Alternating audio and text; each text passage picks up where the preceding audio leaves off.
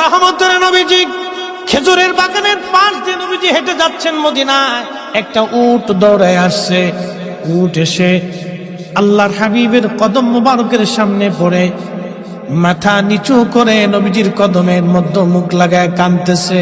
উটের জবান খুলে গেল। উট কাঁদে আর বলে, ইয়া রাসূলুল্লাহ, ইয়া হাবিবাল্লাহ, নবী গো, আপনার কদমে আমার আরজি। উট কি জন্য তুমি কাঁদো?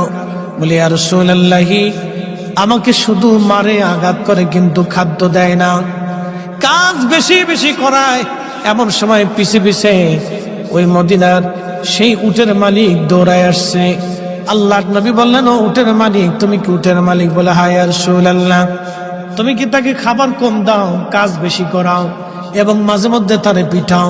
বলে, ইয়া রাসূলুল্লাহ, কি করে আপনি জানলেন? বলে, উট এসে তোমার বিরুদ্ধে আমার কাছে অভিযোগ পেশ করেছে।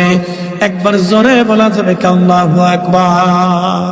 বিশ্ববিখ্যাত আল্লাহর একজন ওলি ছিলেন, তার নাম হযরত মালিক ইবনে দিনার আল ইরাকি আল বসরি রাহমাতুল্লাহ আলাইহি। হযরত মালিক ইবনে দিনার তিনি প্রত্যেক বছরে মক্কায় হজ করার জন্য ইরাকের বসরা থেকে আসতেন। এক বছর তিনি হজে আসলেন, হজ শেষ করলেন। হজ শেষ করার পরে আল্লাহর দরবারে দোয়া করলেন, আল্লাহ, আপনি দয়া করে আমাকে জানান কার হজ হলো, কার হজ হলো না।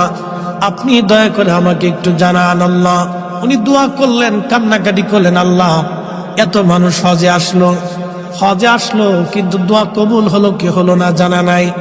আল্লাহ রাব্বুল আলামিন রাত্রিবেলা হযরত মালিক ইবনে দিনারকে স্বপ্ন দেখাইলেন, মালিক রে, সবার হজ আমি আল্লাহ কবুল করেছি, সবার জীবনের গুনাহ আমি আল্লাহ মাফ করে দিয়েছি, কিন্তু একজন মানুষের দোয়া এবং একজন মানুষের হজ আমি আল্লাহ কবুল করি নাই, এবং একজন মানুষকে আমি আল্লাহ ক্ষমা করি নাই। লক্ষ লক্ষ মানুষ আমি মাফ করছি, কিন্তু একজনকে মাফ করি। তো মালিক ইবনে দিনার ইরাকি বসরি খুব চিন্তায় পড়ে গেলেন যে ওই একটা লোক যদি আমি হই, তাহলে আমার জীবন বরবাদ হয়ে গেছে। ওরা তো সবসময় আল্লাহকে খুশি করার জন্য নিয়োজিত থাকে। একসাথে বলবেন আল্লাহু আকবার।